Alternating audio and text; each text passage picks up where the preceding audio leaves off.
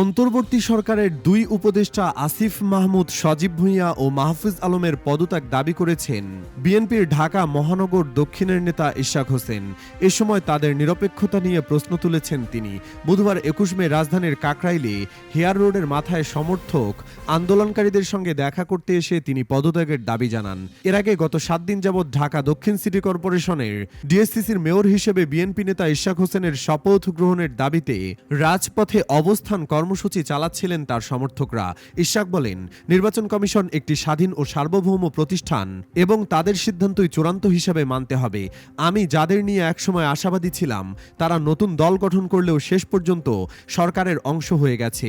যদিও আমরা এখনও নিরপেক্ষ সরকার পাইনি, সরকারের ভেতরে এখনও এমন অনেকে আছেন যারা বিএনপিকে নির্বাচনে বাধা দিতে ষড়যন্ত্রে লিপ্ত। বিচার বিভাগে হস্তক্ষেপের অভিযোগ তুলে ইশাক বলেন, সরকারের ভেতর থেকে নির্বাচন কমিশনের ওপর চাপ প্রয়োগ করা হচ্ছে। এই অবস্থায় সুষ্ঠু জাতীয় নির্বাচন কিভাবে সম্ভব? আমরা আরেকটি স্বৈরাচারী সরকার তৈরি করতে দিতে পারি না। আমরা যেমন হাসিনাকে বিদায় দিয়েছি তেমনি সব স্বৈরাচারী সরকারকেই বিদায় করতে পারবো। মেয়র হওয়া প্রসঙ্গে তিনি বলেন, মেয়র পদ নিয়ে আমি চিন্তা করি না। আমি চাই সবাই জানুক এই সরকার নিরপেক্ষ নয়। মাহফুজ আলম ও আসিফ মাহমুদ, সজীব ভুঁইয়ার উচিত অবিলম্বে পদত্যাগ করা। তারা যদি রাজনৈতিক দলের হয়ে কাজ করতে চান তাহলে সেটা সরকারের বাইরে থেকেই করতে হবে। সমাবেশের শেষ দিকে তিনি বলেন, আমরা আর পেছনে ফিরে যাব না। দাবি আদায় না হওয়া পর্যন্ত আমরা এই আন্দোলন চালিয়ে যাব।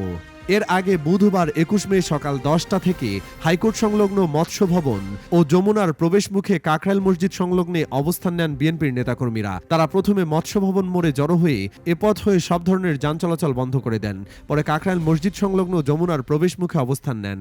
এতে ওই এলাকায় সব ধরনের যান চলাচল বন্ধ হয়ে যায়। বিকেল ৬টা পর্যন্ত কাকরাইল মসজিদের সামনের সড়কে তারা অবস্থান করতে দেখা গেছে।